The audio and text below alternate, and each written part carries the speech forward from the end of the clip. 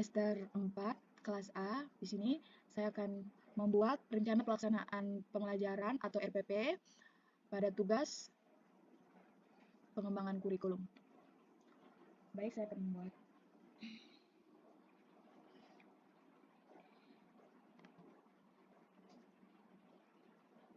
Oke, yang pertama saya menentukan dulu. Yang pertama saya mengambil sekolah SMA Negeri 1 Kupang.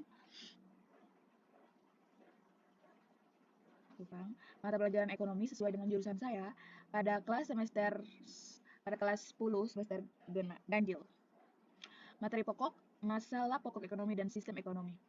Alokasi waktu 6 kali 45 menit atau 2 kali pertemuan saja. Oke, yang pertama kita menentukan kompetensi inti. Pada kompetensi inti pertama, saya membuat. Yang kedua,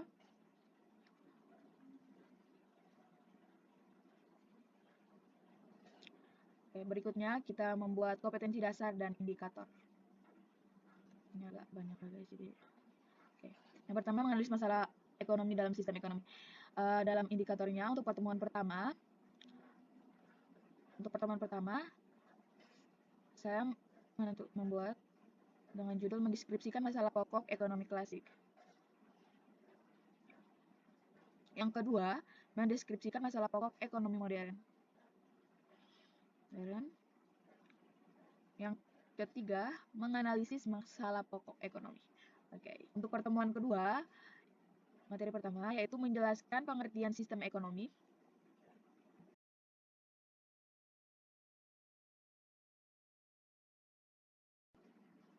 Yang kedua, menggolongkan macam-macam sistem ekonomi. Yang ketiga, mendeskripsikan kelebihan dan kelemahan sistem ekonomi.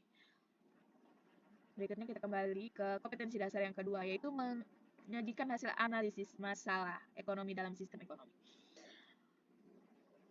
Yang berikut, mendeskripsikan masalah pokok ekonomi.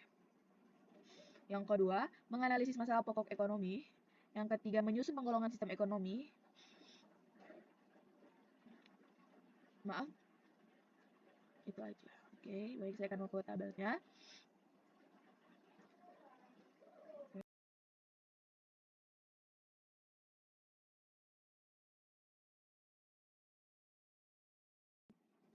Berikutnya pada materi pembelajaran. Materi pembelajaran di sini saya mengambil materi masalah pokok yang pertama, materi pokok ekonomi klasik, dan kedua masalah pokok ekonomi modern. Yang berikut sistem ekonomi. Yang pertama pengertian sistem ekonomi, yang kedua macam-macam sistem ekonomi, ketiga kelebihan dan kelemahan sistem ekonomi. Berikutnya pada yang pendekatan model metode pembelajaran. Oke, di sini saya sudah buat. Pendekatan yang pertama menggunakan pendekatan saintifik, metode problem based sort, dan metode ceramah diskusi, tanya jawab, dan penguasaan. Berikutnya media sumber belajar. Di sini alat bahannya saya menggunakan LCD dan laptop. Yang kedua sumber belajar, buku ekonomi kelas 10 SMA dan MA, kurikulum 2013 Ridwi Astuti, buku ekonomi kelas 10 SMA dan MA edisi revisi Sutarno dan Sunarto, dan yang terakhir internet. Kenapa agak terganggu? Maaf ya, agak.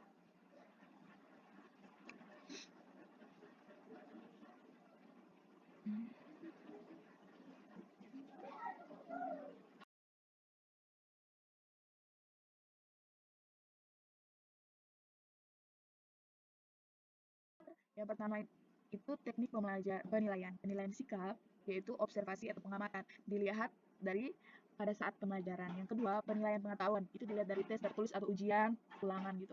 Dan yang terakhir, penilaian keterampilan, itu pada proyek atau ujian praktek. Oke, yang kedua bentuk penilaian. Observasi yaitu lembar pengamatan aktivitas, tes tertulis, pilihan ganda atau uraian, tunjuk kerja, lembar penilaian prestasi. Oke. Yang ketiga, instrumen penilaian, yaitu terlampir, alat penilaian, soal terlampir. Oke, berikutnya kita menentukan ini mengetahui kepala sekolah dan guru mata pelajaran tersebut. Kita menaruh nama, nama kepala sekolah NIP, dan di sini saya belum tahu NIP kepala sekolah SMA Negeri 1 Kupang, makanya saya belum tahu. Oke, sekian dari hasil kerja saya. Jika ada kesalahan, saya mohon maaf. Terima kasih.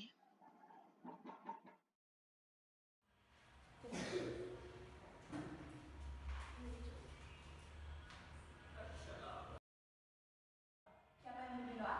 Saya. Oke, silakan Safa memimpin doa.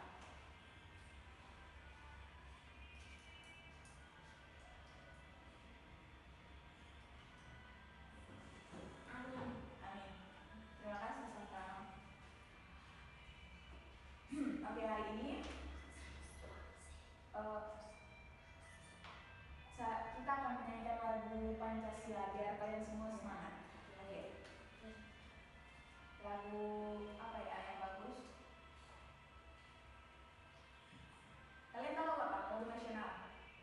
Pancasila. Ayo, mulai. Garuda Pancasila, akulah pendukungmu, patriot proklamasi, sedia berkorban untukmu. Pancasila dasar negara, rakyat adil makmur sentosa, pribadi bangsaku. Ayo maju, ayo maju, maju, ayo maju, maju. Oke, hari ini kita belajar mengenai masalah ekonomi pada negara-negara berkembang. Sebelum kita mulai, Ibu akan absen. Alexander hadir. Aisyah hadir. Ruwaida hadir. Syafa hadir. Marwa hadir. Oke, baik. Yang apa satu ya? Oke, kita akan mulai tentang masalah ekonomi pada negara-negara berkembang.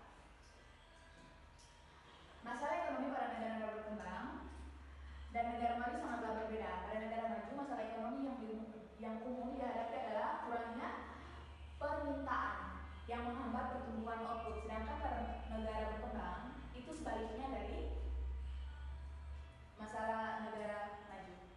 Oke, berikutnya. Terus. Oke. Adapun karakteristik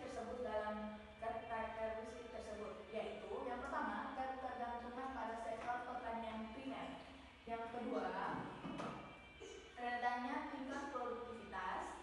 Yang ketiga, ketergantungan yang besar dan rentannya hubungan internasional. Yang keempat, pasaran informasi yang tidak sempurna. Yang kelima, tingginya tingkat pengangguran. Yang terakhir, yang keenam, rendahnya tingkat kehidupan. Dan terakhir, tingginya pertambahan penduduk. Oke. Selanjutnya, apa itu masalah pokok ekonomi klasik dan modern? Ada yang tahu? Ada. Oke. Ibu jelaskan. Yang pertama itu masalah pokok, masalah produksi. Untuk mengimbangi kebutuhan manusia yang terus berkembang dan tidak terbatas, maka ketersediaan produk baik itu barang maupun jasa harus terjaga. Yang berikutnya, masalah distribusi. Setelah produk tersedia, berhenti di tahap itu saja. Tak berhenti di tahap itu saja. Proses. Oke. Selanjutnya, masalah pokok ekonomi modern. Barang dan jasa yang diproduksi seberapa banyak